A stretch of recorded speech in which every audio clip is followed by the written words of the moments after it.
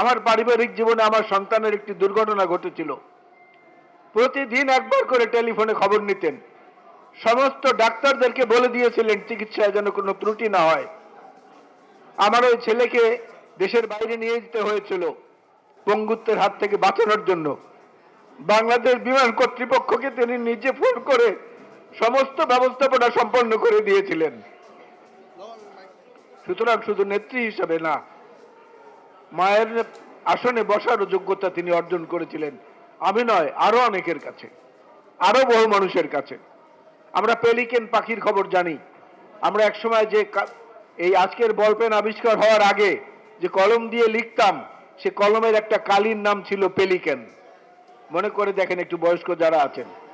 এই পেলিকেন হচ্ছে এমন একটি পাখি, যেই পাখিটি যখন খাদ্যাভাব দেখা দেয় তখন তার ওই লম্বা ঠোঁট দিয়ে নিজের বুক চিরে সেখান থেকে রক্ত বের হয়, যেটা সেই রক্ত দিয়ে ওই বাচ্চাদেরকে খাইয়ে তারপরে বাঁচান। দেশনেত্রী বেগম খালেদা ছিলেন ওই পেলিকেন পাখির মতো। তিনি নিজের বুকটাকে চিরে রক্ত বের করে এই দেশের মানুষকে গণতন্ত্রের উপাদান যোগান দিয়েছেন। এই দেশের মানুষকে সার্বভৌমত্বের উপাদান যোগান দিয়েছেন। এই দেশের মানুষকে বুঝতে শিখিয়েছেন যে বিদেশের বাইরে আমাদের বন্ধু আছে, কোনো প্রভু নাই। আমরা আমাদের নিজেদের কৃষ্টি, আমাদের কালচার, আমাদের সামাজিকতা, আমাদের রাজনীতি, আমাদের গণতন্ত্রের স্টাইল নিয়ে আমরা চলব। বাংলাদেশের স্বাধীনতা যুদ্ধের অমূল্য যে সম্পদ, সেটাকে ধারণ করে রাখার জন্য যারা মুক্তিযুদ্ধ বলতে বলতে একসময় অজ্ঞান হয়ে যেত, সেই পালিয়ে দেওয়া ফ্যাসিস্ট সরকার, তারা যেটা করেননি সেটা বেগম খালেদা জিয়া করেছেন। উনি প্রথম বাংলাদেশে মুক্তিযুদ্ধ বিষয়ক মন্ত্রণালয় খুলেছিলেন। বেগম খালেদা জিয়া প্রথম বাংলাদেশের অর্থনীতির যতটুকু ভিত্তি আজকে সুদৃঢ় হয়েছে, বেগম খালেদা জিয়ার আমলে সাইফুর রহমান সাহেবের মাধ্যমে জাতীয় সংসদে ভ্যাট সংযোজিত হয়েছিল, যে ভ্যাট বাংলাদেশের অর্থনীতিকে জীবনী শক্তি দিয়েছে।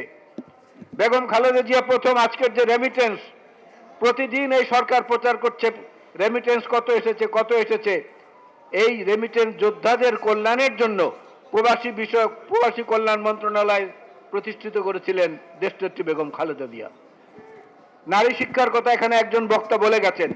এইভাবে সমাজের সর্বস্তরে যখন যেখানে যেটা প্রয়োজন সেটার দিকেই তিনি, কেউ একটু পরামর্শ দিতে পারলেই তিনি সেটা গ্রহণ করেছেন এবং সেটা প্রয়োগও করেছেন বিভিন্ন জায়গায়।